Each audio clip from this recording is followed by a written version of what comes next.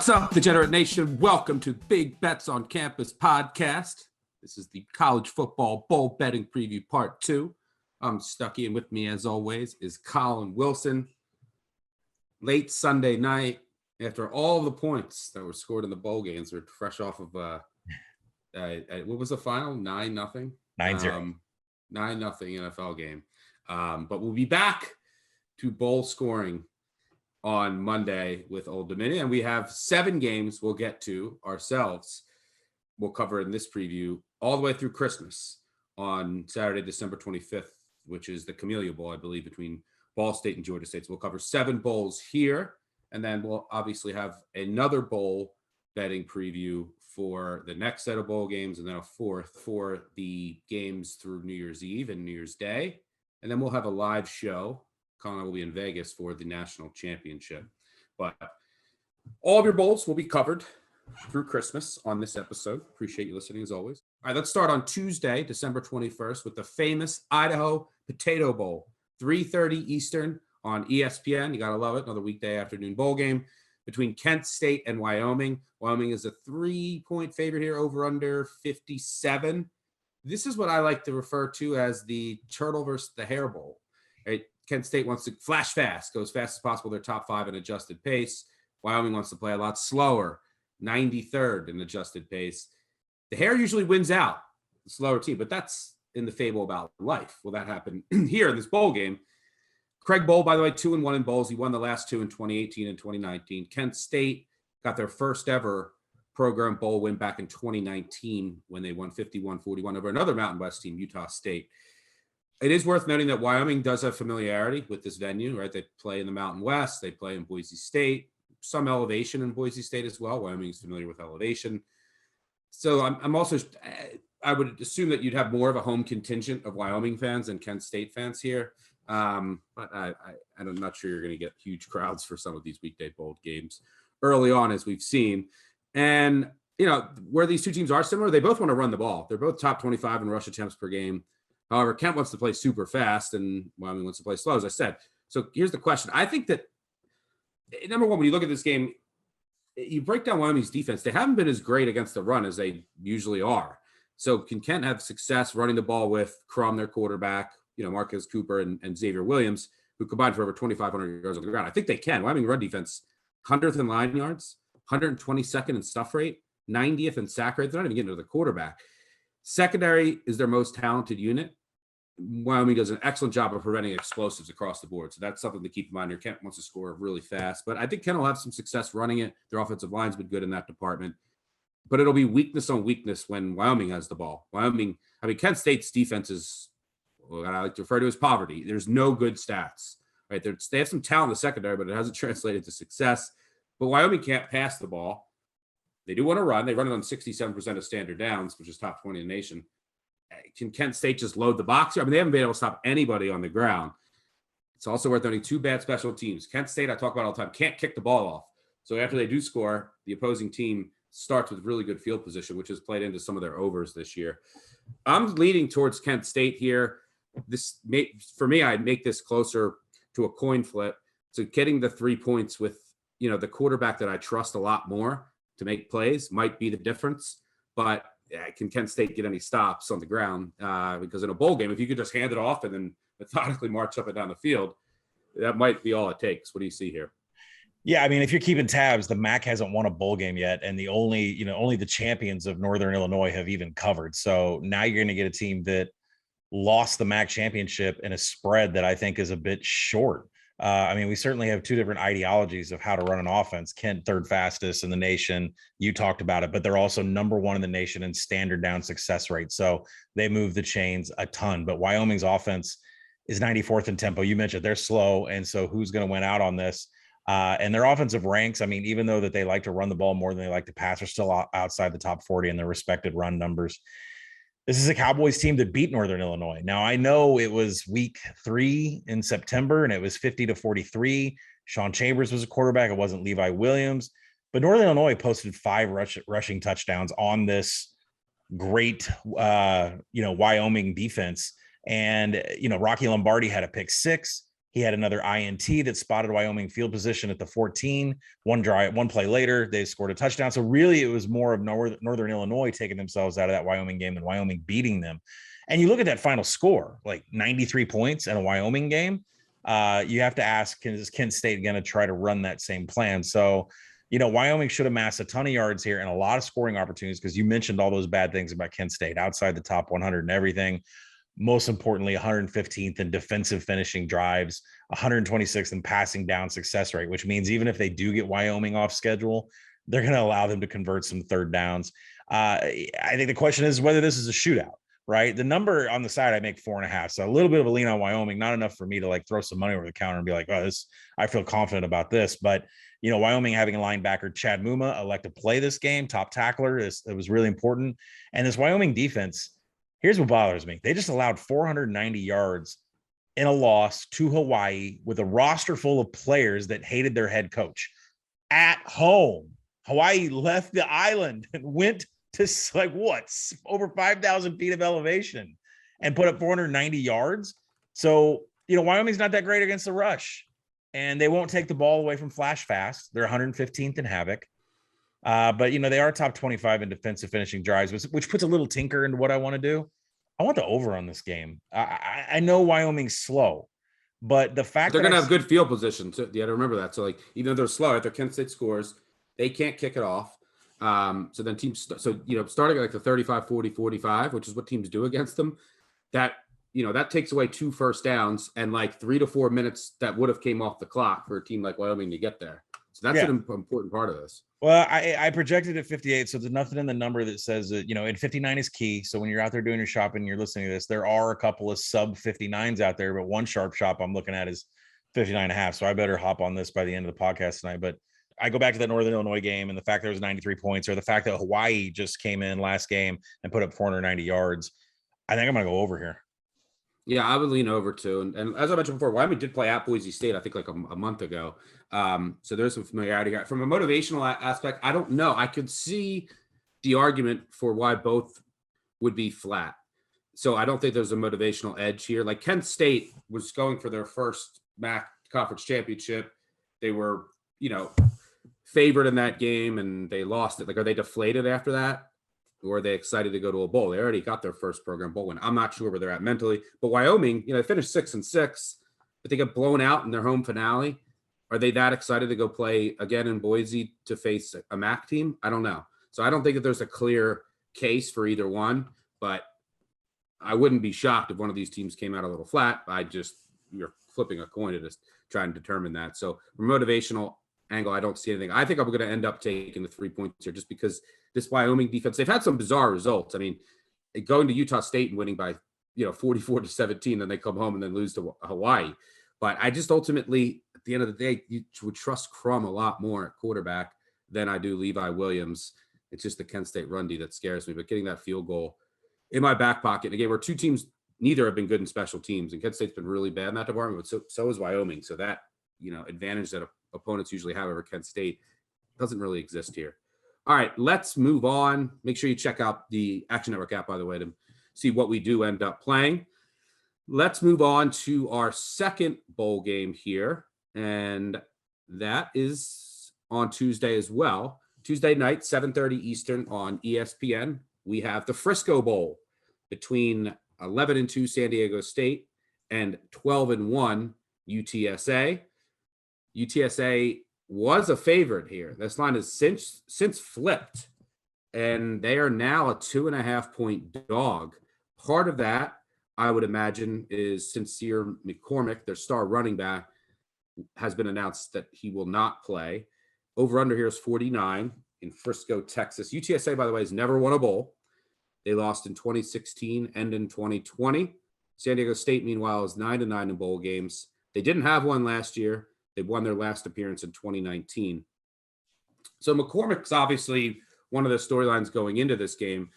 But if you look at some of the advanced metrics, UTSA has actually been a little better passing the ball than they have running, which was a surprise coming into the year. But their passing game has been a lot better than I thought it might be. So, and you can't really run on San Diego State. Like, no one can run on San Diego State. And that defense, which has, their defensive line is incredible. Tavai gives up nothing in the middle, just eats blockers. You can't run on them at all. The question is, can UTSA have success through the air against San Diego State and a secondary that lost 3 pros last year, has talent, got to play a very easy schedule, and then had games where you said, oh, look, they're vulnerable, right? The Fresno State game, secondary kind of got picked apart. Nevada did some things through the air, and they were playing without Cole Turner, their star tight end. And then Utah State in the conference championship game really tore through them. So can UTSA have success through the air? On the other side of the ball, UTSA, we've talked about it, their weaknesses in their secondary. Can this San Diego State offense, which has just been horrifying, they just don't have a lot of talent on the outside, take advantage? That's the handicap, in my opinion. What are you seeing here? Yeah, it was kind of a delayed move on that number because the Sincere McCormick news had been out for a while, and then it flipped from 1.5 to 2. I didn't understand what the delay, and I've been on a mad search the last 24 hours to figure out why this took so long. No, to be fair, it's not a huge move, right? You're not going through any key numbers, but still, it's 3.5 points. It's moved. Well, for San Diego State and the way their games have gone this year, you need every point that's you get. That's true. That's a huge move in the San Diego State game. If you're into trends, UTSA is 5-1 to the over away from home. They're 5-1 against the spread away from home. So they're very comfortable being outside of the Alamo Dome. But starting with San Diego State, I mean, they were missing up to 20 players with COVID for the Mountain West Championship game, and where they just got routed by Utah State. And I'm not really sure how much stock I put into that if they would have had their 20 players, considering the Aggies are just, blowing everybody away, including Oregon State. So I'm not sure if it would have made a difference if they had, COVID problems or not. Yeah, they're missing a ton of tight ends, and it's an offense that relies on a lot of tight ends. And now Lucas Johnson is actually on the injury report as questionable. I think he's available to play, but we'll talk about him in Brookshire here. But UTSA has survived the late Bailey Zappi run in the Conference USA Championship. If you would have put another 5 minutes on that game clock, or if you'd have, turned those field goals into actual shots at the end zone, or the snapping mistakes away from the Hilltoppers, they probably would be champions of Conference USA. Like you said, the big news is Sincere McCormick opting out of the NFL draft. You're losing a guy that has 3,900 career yards, 146 missed tackles this season. 146 missed tackles in his career as a road runner. I don't know if UTSA is going to lean on Brendan Brady and BJ Daniels. BJ Daniels has been out for the last couple of games. Brendan Brady, there's no explosiveness there whatsoever. They've combined for only 400 yards on 82 rushing attempts this season. So is UTSA going to maintain this rush rate that they've had now that McCormick is not there? Or is this going to be the Frank Harris arms and legs show, which I think it is? And the handicap this game, if you're UTSA, you're going to do what Utah State did. And that is, you're going to throw short to medium routes. They didn't test the secondary once because they hit the linebacker unit. They hit right over the middle where the defensive line is, and they sliced them up with crossovers all day. So when you look into Frank Harris's advanced stats, and I was just amazed by this. If you look at all of his passing grids, beyond 20, beyond 10, behind the line of scrimmage, from 0 to 9 yards and in between the hash marks are 39% of Frank Harris's attempts, passing attempts. That's exactly where Utah State sliced up San Diego State. So in my opinion, we're not running much anymore. We're going to come off of this, 57% rush rate because we don't have Sincere McCormick. Frank Harris has fumbled the ball 8 times in the last 3 games on running attempts. Jeff Traylor, head coach Jeff Traylor might just cut him off from running. I could see a game where UTSA is like, we're throwing. It's going to be short throws, but we're throwing. Then the question on San Diego State is it Jordan Brookshire, Lucas Johnson? The answer seems to be that Brady Hoke is going to play both, try to find the hot hand, who looks good going into the game. The Aztecs run more than 60% of snaps, but they get stuffed on 5% more than national average. And I love Greg Bell, but there's just I was a little shocked at how often they are stuffed when that is what they want to do, is run the ball. So, I did make the game right in line with the market before the Sincere McCormick news took it off. I don't think it should be that big of a move.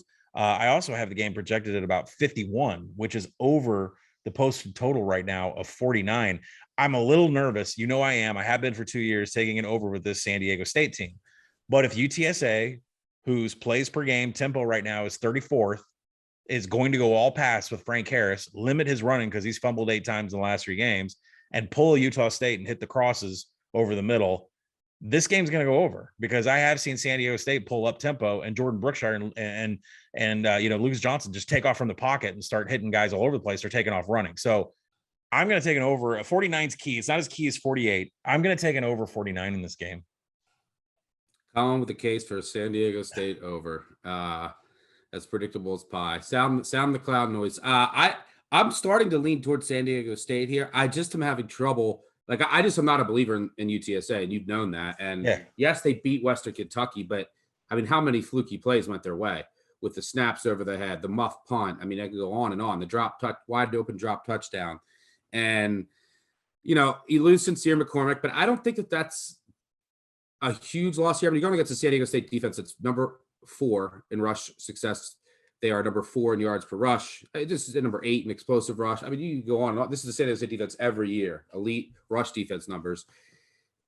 So, but their secondary grades out well, but the competition wasn't great for most of the year. And so I'm having trouble trying to determine, okay, is UTSA going to have success throwing the ball here or not?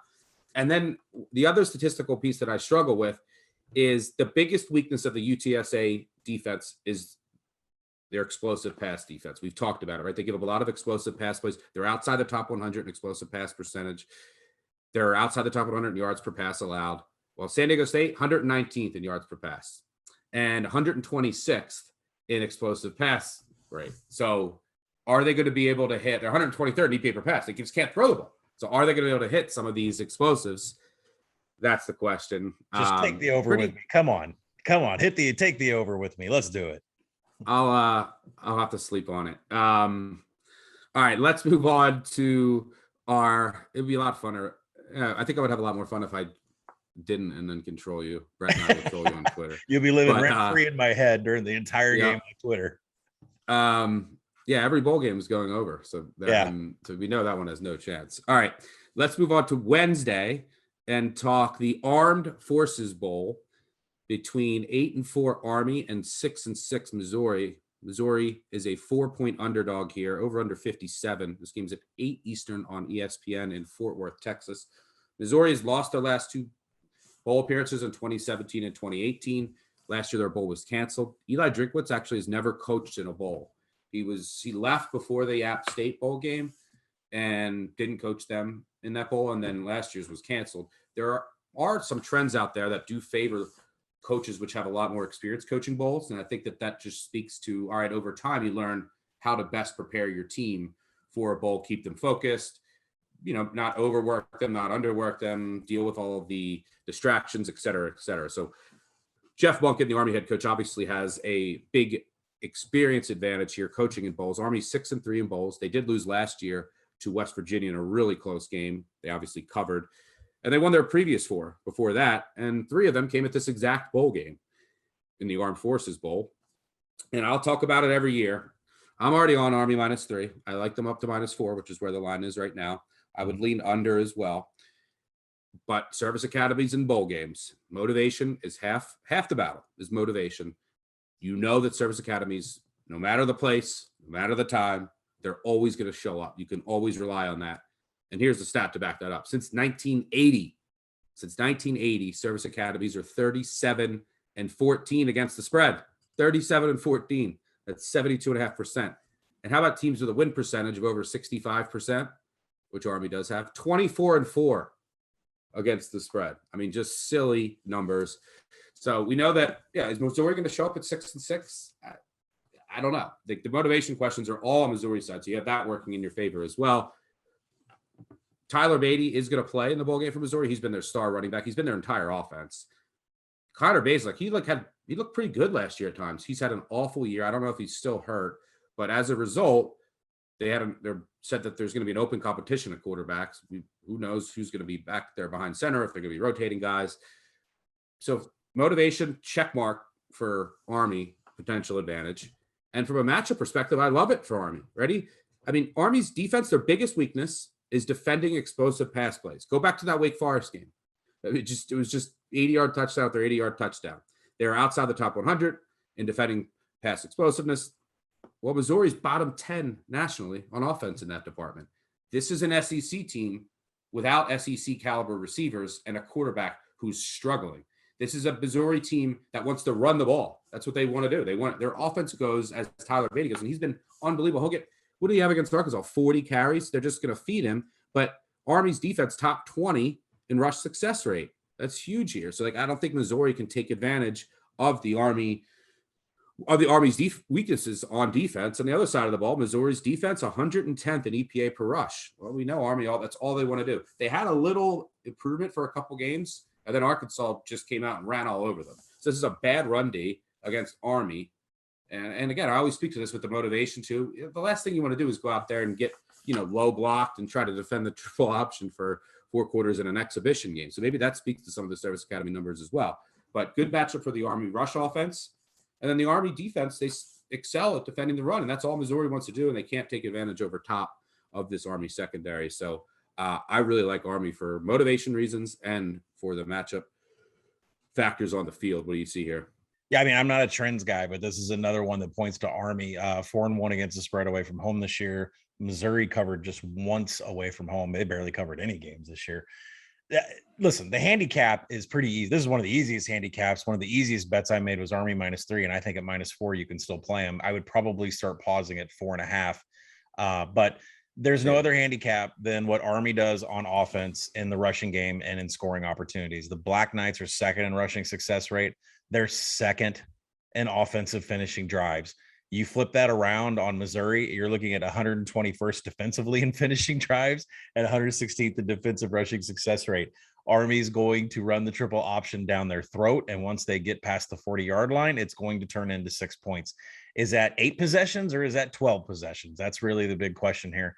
And I think if you say, well, this is an SEC school and this is an SEC defense, and you can't count those numbers because Missouri went up against teams like Georgia. I will remind everybody that Army went 8 for 16 on 3rd and 4th down on attempts against a loaded Wisconsin rush defense. Like, they moved the ball on Wisconsin. I know it was just a 3.6 yard average, but that's still better than a lot of teams in the Big Ten did. So, I just don't see how Army's not scoring on all their possessions. And I think the big question here is, are they having 8 possessions? Are they milking clock and getting as low as 7 possessions? Or are they getting up to 12? And I think that really comes down to how fast Missouri is going to play. Nothing in their number there. They're 58th in pace, so nothing too fast or too slow. The questions for me all are on the Missouri side, especially the Missouri offense. All 3 quarterbacks, Connor Bazelak, Tyler Macon, Brady Cook, they're all in competition right now just to have playing time in this game. We don't know who's going to start. We don't know how much playing time everyone's going to get. And, you mentioned it. Army doesn't defend the explosive play very well. You mentioned Wake Forest. I'll bring everybody back to Western Kentucky, lighting up the scoreboard in the second half. If this is Tyler Beatty on the ground, Army covers easy. If one of those 3 quarterbacks can generate any kind of explosive play, Missouri has a chance to hang around. But really, if you're not comfortable with taking Army over 3 in the market that's at 4, I still think you're good at 4. But if you're not comfortable with that, take the Army team total over. Because I can't see one possession not ending up in some sort of points. And these guys are going to score. I mean, considering the finishing drives aspect, the biggest differential of any bowl game, Army should get a touchdown every time. I just think it's really a question whether you get 8 to 12 possessions. Yeah, completely agree. This is just Army. Yeah. I go back to Houston, right? This Armed Forces Bowl a couple years ago against Houston. Army had 10 possessions. They scored 70 points. Do the math. It could be like that. Still the record, by the way, for most points in a bowl game by a Service Academy team, no less, that had only 10 possessions. All right, let's move on to our next bowl game. And to do so, we have to go to Thursday, December 23rd, for the Frisco Football Classic. So there's the Frisco Bowl, which is, we just talked about, that's on Tuesday. Then you have the Frisco Football Classic. This is a new bowl. I guess it's a classic. This has never been played before. Between Miami, Ohio and North Texas. Miami, Ohio is a 3-point favorite here, over under 54.5. This game will be played 3:30 Eastern on ESPN Thursday afternoon at Toyota Stadium in Frisco, Texas. One of these 2 coaches has to win a bowl game. Seth Luttrell, 0-4 in bowls. Chuck Martin, 0-2 in bowls. Something has to give. Can't have a tie in college football. It is worth mentioning this game is at Frisco, Texas. That's about a half-hour drive from the North Texas campus in Denton. So there's definitely a home field regional advantage here for North Texas. They're going to have more fans here. I don't know how big is the North Texas fan base. I'm not sure, but I can't imagine many Miami of Ohio fans are going down to Frisco for this game.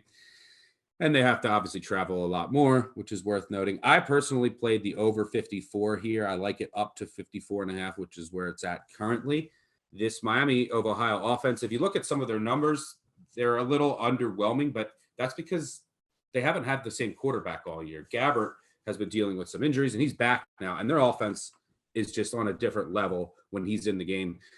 Compared to AJ Meyer, if you look at a lot of the splits, it's just night and day. So he's back. They have some really good receivers that I think could take advantage of a North Texas defense that is vulnerable in the secondary. And this Miami of Ohio defense has some holes as well that I think North Texas can take advantage of. So I think that there's some value in over 54. Let me check the updated. We could do a live. Let's see, updated weather in Frisco, because Frisco, Texas does get some wind sometime. So that's something to, let's see. It wasn't too bad the last time I checked. This game's on Thursday afternoon. Yeah, 15 miles an hour. So it's something that, I mean, once you're over 15, that's when I start to say, okay, maybe this can be a factor. So right now it's projected at 15. It's only it's Sunday night we're recording this, so we'll get more of a clarity. But that's something to keep in mind as well, which obviously wouldn't help the over. But I played the over here. Curious to get your thoughts on breaking this one down. Yeah, this is a game that I projected Miami -3. The market's right in line with -3. So, there has not been anything put on the app by me. I also project the total at 54, and we're at 54.5. And North Texas got here by just going berserk at the end of the season. 5 straight against the spread and straight up wins to end the season. And to get to 6-6, to get the bowl eligibility. So you would think that they would care here. There's a lot of trends that support these teams that go on a late run, win their last game to get to 6 wins. You would think they care. And then I remember that Seth Luttrell is 1-3 against the spread in bowls. And I go back to when he flirted with the Kansas State job, didn't take it, showed up in the bowl game against Utah State, a Utah State team that was missing everybody, including Jordan Love and a coach. And Utah State blew them out of the water. So I get a little nervous about Seth Luttrell's preparations for a bowl game. And so that makes me a little bit nervous. But when you turn around and look, North Texas has gone on this run because they've been so heavy on the rush. Long gone are the days of them, slinging it around on every single play and standard downs, throwing no matter the down and distance. Now it's a rushing attack from North Texas that's done all this damage in conference play. But Miami of Ohio is 30th in defensive stuff rate. I think that they're going to be able to handle what North Texas is going to try to do on the ground. And, they have a pretty decent pass rush. North Texas is not very highly ranked in pass blocking. They're 113th offensively in finishing drives. And a lot of this is just 2 different seasons, right? But if you look at North Texas' schedule over like the last 6 games, it was pretty much the cake of Conference USA. So, I'm probably going to end up playing Miami of Ohio here. I think there's going to be a surge in people backing North Texas. The one thing that they've done is run the ball. Miami of Ohio can stop that. I'm not comfortable backing MAC teams. I can tell you this, like if we're going on and Kent gets blown out, that'll be like no MAC team wins, only 1 cover by Northern Illinois. I'm going to be pretty hesitant to take Miami of Ohio, but the number is right at 3. If it comes off any more than that, then there is value on Miami of Ohio. So I'm going to be watching this one. I'd say check the app. Numbers in line, but I just think there's going to be a surge in North Texas money because of what they did over the final month, 6 weeks of the season. Yeah, I actually see some vulnerability in the Miami of Ohio run defense, and you're right that's what North Texas has been doing well lately. And I mean, they're 96th Miami of Ohio in EPA per rush on defense. So I actually think that North Texas can have some success running the ball. The North Texas can't really throw the ball, but they're going to be running it, I think, well, and they go fast. North Texas, that's one thing they still do. They're top 10 in adjusted pace. Miami of Ohio is slightly above average in that aspect. So you're going to get some pace in this game. And Miami of Ohio tends to play even a little faster when Gabbert, who's back at quarterback now, is in there. Miami of Ohio has also had some injuries at linebacker. So I think North Texas can move the ball. And I think Miami of Ohio, for sure, with Gabbert back there slinging it around. The only thing I would worry about with your Miami of Ohio play, yes, MAC team, right? Every data point that comes in on some of these conferences, you can get more confident about saying, all right, maybe this conference as a whole was really bad this year. So that's one concern. The other is the motivation, right? So North Texas gets the 6 wins. They go on a big run at the end of the year. They're playing near home in Texas. You would think that they should care. Miami of Ohio, right, that they're 6-6 too, but they lost their last game of the year by 1 on a 2-point conversion against Kent State with a chance to go to the conference championship. So, a month later, going down to Frisco, Texas for a Thursday afternoon game against North Texas. Are they excited about it? I don't know. That's part It's of a what you classic. have to It's a handicap classic bowl game, though. The classic, the inaugural Frisco Classic. All right, good stuff there. And by the way, I think so far, when we go into our next bowl preview, that's really when we're going to get into a lot of, who's out, who opted out, who's moving in coaching. So far in these bowl games that we've talked about so far, it's really just Sincere McCormick is out. Chad Muma, the Wyoming linebacker, he decided to play. That's it so far. We're going to be getting into them a lot more with some of the power conference teams who have more NFL prospects and have seen more coaching changes. All right, let's move on to our next bowl. And this is going to be Thursday night, December 23rd, in the Gasparilla Bowl in Tampa, Florida, between UCF and Florida. Florida is a 6.5-point favorite, over under 55.5. This is a game I mentioned we're going to be talking about a lot of opt-outs and, coaching carousel things in our next preview when we're talking about more of the Power Five. Well, this is one where you have to monitor some stuff. So we're going to talk about that first here. These are obviously, it's like little brother, big brother, UCF in Florida. So does Florida care here? That's one of the main questions I have. Does Florida care about this game against UCF? And maybe it helps that it's UCF and there's kids on Florida. UCF's playing Florida, right? Like they're going to care for this game in Tampa. But UCF star quarterback Dylan Gabriel, he announced he will transfer, but he's already out for the year with an injury. They could see the return of running back Isaiah Bowser, who's been sidelined since early November. But the more intriguing news is on the other side of the ball with Florida. They have an interim coach, Greg Knox, who's the running backs and special teams coach, as they transition from the recently fired Dan Mullen to the recently hired Billy Napier, or the unnamed one. And, I haven't seen did any of the Florida defenders opt out yet? We have a defensive end, Zachary Carter. Yep. And I have Carter. I haven't seen anything on Elam, who some project as a first or second round draft pick, their cornerback. I will update the file on the Action Network app and actionnetwork.com. I got to go through them tonight. So make sure you check that out. I'll see who is out, but it is worth noting that Jacob Copeland, one of their best receivers, he's going to opt out, and linebacker Mohamed Diabete, he's also entering the transfer portal, as is Anthony Richardson. He will miss as well due to minor knee surgery. Emory Jones announced he will enter the transfer portal, but he plans to play in this bowl game. So there's a lot to sort out with Florida. I think the key to this is that this number is cheap, in my opinion, but I think it's pricing in some of this motivation, which you see. And does Florida ultimately care here? This is probably the most difficult bowl for me to cap out of all of them. In my confidence pools, I always put this one at 1. Especially in the against the spread. I have, as of right now, maybe some things will pop up, and I'm always looking into these games. I just have nothing here right now as far as a strong take. What do you got? Yeah, I don't have a strong take on this one either, but I will go over, some of the key things that you should know. Florida never covered a game away from home. They didn't cover a game in their last five of the year. Now we know what was going on with the toxicity of Dan Mullen being around, but I go back to some of the injuries and the opt-outs in this game. The Central Florida money keeps coming in, getting this thing under a touchdown. And this is something that I have at 5.5. So there's, a reason why I haven't touched this yet, but this is a Florida team that has Anthony Richardson out of this game with a knee injury. Emory Jones, who's in the portal, but playing at quarterback. We've already talked about Zachary Carter opting out for the NFL draft at defensive end. If you go a little bit further, wide receiver Jacob Copeland, leading tackler Mohamed Diabate. They're both in the portal. They're not going to play. So for UCF, we know Dylan Gabriel's been gone for a while. He's at UCLA, the big announcement. So it's the Mikey Keene era, or at least Mikey Keene's chance to convince Gus Malzahn and GJ Kinney to not go into the portal and look for another quarterback.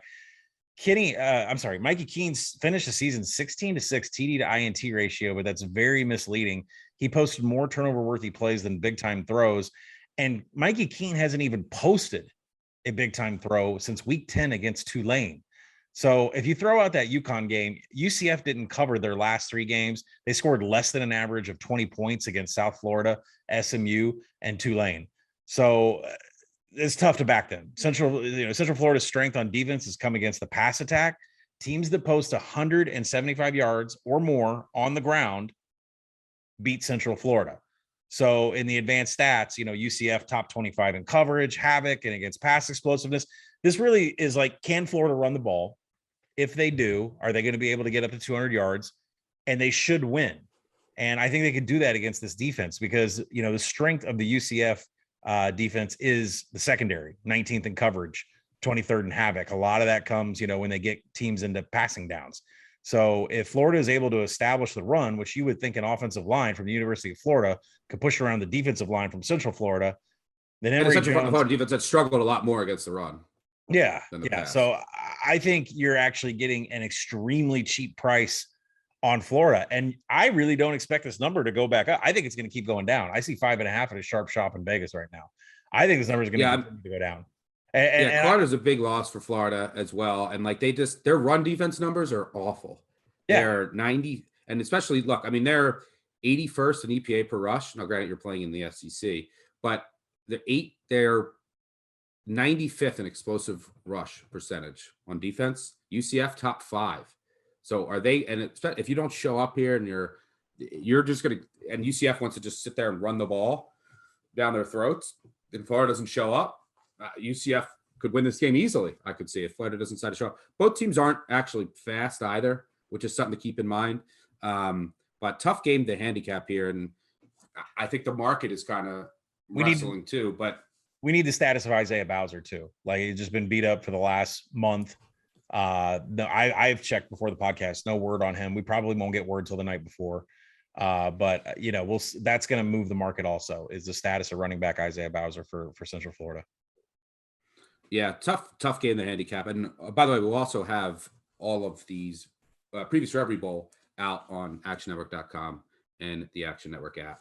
All right, let's move on to our 6th bowl game of the bowl betting preview part 2. And that's on Friday, December 24th, Christmas Eve, the Hawaii Bowl between Memphis and Hawaii, 8 p.m. Eastern on ESPN. This game will be played in Honolulu at the Clarence T.C. Ching Athletics Complex. It's no longer where Hawaii used to play. As of right now, Memphis is out to a 9-point favorite. Wow. Over-under is down to 56. Couple transfer notes here. Starting quarterback for Hawaii, Chevin Cordero. He decided to transfer. Starting running back, Day Hunter, decided to transfer. And Memphis' best receiver, Calvin Austin, he's not playing in the bowl. I played the under 57.5 here. I still like it at 56. The Hawaii offense without Hunter and Cordero, the backup quarterback has played some this year, but the offense has been significantly worse. And now you don't have Hunter back there. And now Memphis doesn't have one of their best receivers. The question for this game, this line is now outrageous, but you do lose your starting quarterback and starting running back. And then there's reports out there. This is one of the most difficult bowls to cap in this aspect. The reports out there that that Hawaii's players have lost their passion for football. And there's just controversy, turmoil within the program with Todd Graham. And that's, I assume, part of the reason why you saw Cordero and Hunter enter the transfer portal. But they, the last game of the year, they went to Hawaii and rolled, and they get to play in Hawaii, right? So, like, are they showing up here or not? Do they care or not? Because if they don't care, they can get blown out. Hawaii does have a losing record. This is 6-16 versus a 6-17. Hawaii finished 6-7 on the year. Memphis going out to Hawaii, they finished 6-6 on the year. I think that they'll care here. So I think that from a motivational aspect, if Hawaii just says, look, we don't care preparing for this bowl, F you, Graham, then Memphis is going to roll here. And that's kind of what the market is saying, right? That's why this number is in part because Hunter and Cordero out, but there's just all these stories surrounding Hawaii. But at what point does the line get too high? And then you have to take a shot with Hawaii. So pretty intriguing bowl game from a motivational and market perspective. What do you see here? I mentioned it as a joke on our BBOC live show yesterday, but it's like, this game is like, I don't know, I think 1:00 Hawaii time, island time. How many people have a a lower 48 flight, a red eye flight back to LAX or DFW, like trying to get the hell off the island after this game, right? The whole entire Memphis team, the players for Hawaii, Todd Graham's happy to separate himself from this mess. The market is just wild, right? So hit the Memphis -3, big deal. That doesn't even apply now. This number I had projected even before everything came out, I had it projected at 8.5. We've surpassed that.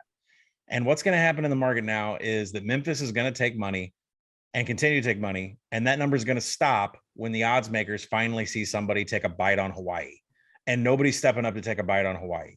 So it's really hard to say, where is this number going to stop? I don't have a clue. You would think people that bought -3 on Memphis, like me, would come 10. back and say, well, if you I ever think get a 10. Yeah, I think 10. I think I'm just going to ride Memphis and let it go. But I mean, at the same time, this is a huge window. So listen, Siobhan Cordero, gone. You're going to see him at San Jose State next year. Day Hunter, gone. He's going to be at Liberty next year. You're going to get Braden Schlager in at quarterback. He has 2 big-time throws and 107 attempts, 9 turnover-worthy plays. The key for the Memphis D is pressure. 4 of the 5 interceptions by Schlager have come in pressured pockets. He does not do well in a crowded pocket whatsoever.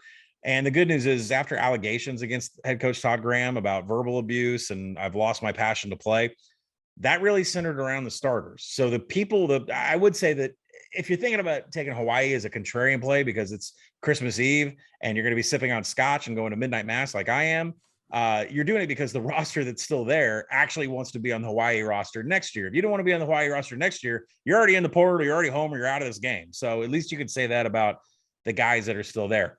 When you look at Hawaii, one of the biggest defensive loss that they have is corner Cameron Lockridge. Now, he is the highest graded coverage defender for the Rainbow Warriors. So like I said, I don't think I'm going back on playing Memphis, especially when the best cover corner on the Hawaii team is gone.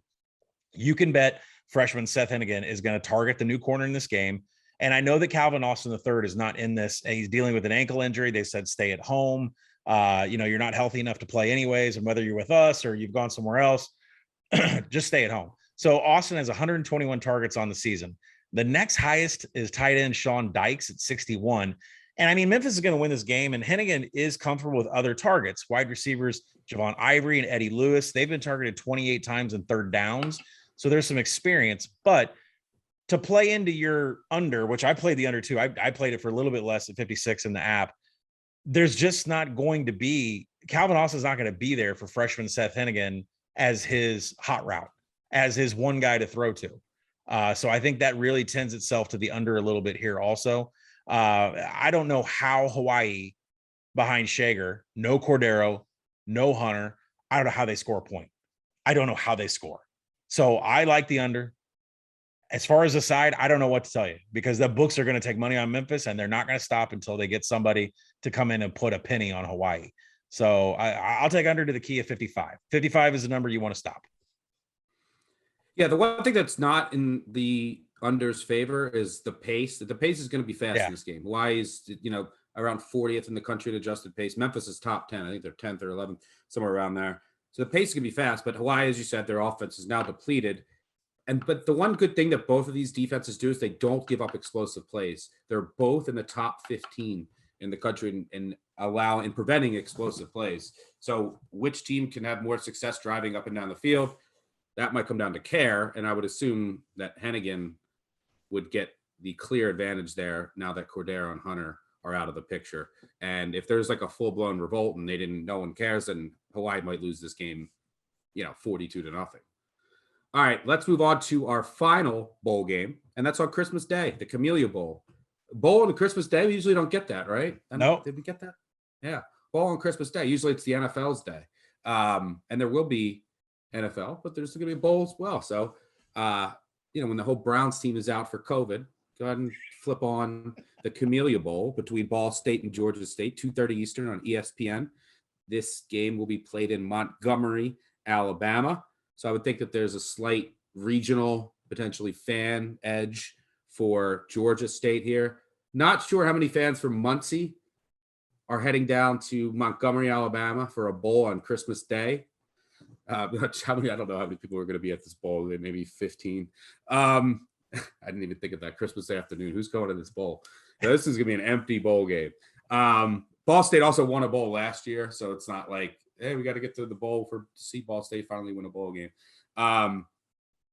But yeah, let's see, the market on this game currently, Ball State, who finished 6-6, is a now 5.5 point underdog. Total sitting at 50. Georgia State finished at 7-5 on the season. Really came on at the end of the year. Made a quarterback change. Cornelius Brown was supposed to be the quarterback, showed a lot of promise last year. He ended up getting benched, and then the offense actually took off. So Georgia State's playing some of its best football of the year. It's a team I really liked this year coming into the year. Kind of disappointed early on in the season, but then really found their footing as the season progressed. What do you see here in the Camellia Bowl on Christmas Day? Well, you got to take the Sun Belt team in Crampton, right? I mean, Georgia State was 5-1 against the spread away from home. Ball State, 5 straight unders to end the season. The Panthers, like you said, they ended the season on a tear, and this is a game where whoever establishes the rush is going to win this game. And if you look at the advanced stats, that tells me that it's going to be the Panthers. How hot were they down the stretch? They even beat Coastal Carolina outright. So Georgia State is a team I would keep my eye on in the offseason. That may be somebody that will be taken to look in the Fun Belt next year. They run on 65% of snaps. They have an offensive rank of top 25 in stuff rate offensively, which means they control the line of scrimmage. And they're also top 25 in standard down success rate. They move the chains a lot of first downs. If there's an area where Ball State struggles on defense, it's early downs. They have a bottom 5 rank in the nation in success rate on standard downs. So what I just told you is a major 100 rank discrepancy on what's going to happen when Georgia State has 1st and 10 or 2nd and 7. I went deep into Plitt's advanced stats, trying to figure out what has happened this season. His NFL rating for the year is 87. Yeah, he just had 2 consecutive years over 100. He's had a sharp increase in balls batted down. He has tripled his thrown away percentage from 2020. The team is near dead last in pass explosiveness. It's just an area that the Georgia State defense struggles in. So if Ball State could have explosive passes, they'd have some success here, but they haven't been doing that at all. So I don't expect that to just show up. The Panthers are going to be methodical. They have 2 800-yard backs. Each have posted 9 touchdowns. Jameis Williams and Tucker Gregg both average over 3 yards after contact and have combined for 59 missed tackles. I like Georgia State up to 7. I see the sharpest shop out in Vegas ticked this before you and I hit record. They moved it up to 6. So I like this all the way up to 7. I'm not sure Ball State shows up. And the way to beat Georgia State is an explosive pass, and Ball State does not have it. Yeah, Plitt really regressed hard, even though he had some of his same receivers, and that passing offense really just fell off a cliff. I agree. It's a really good matchup for Georgia State. I think motivational, regional advantages, everything is there. And I mean, the Georgia State defense has played really well, and this Ball State defense is just atrocious. I mean, that 123rd in success rate, 125th in standard down success rate. And you're talking about a Georgia State offense that's top 30 in both of those categories. It's a really, really efficient offense that can move the ball. They prefer to do it on the ground. One area that they do lack in is explosiveness. It's not a really explosive offense. And that's the one area that Ball State excels in on defense, right? They take away explosive plays. That's it. Who cares? Georgia State doesn't rely on explosives. So, and then where you attack Georgia State is through explosive passes through the air, and Ball State can't do that. So from a statistical point of view, this matchup heavily favors Georgia State. And, like we said, regional motivational, there's a really good chance that Ball State lays an egg here on Christmas Day.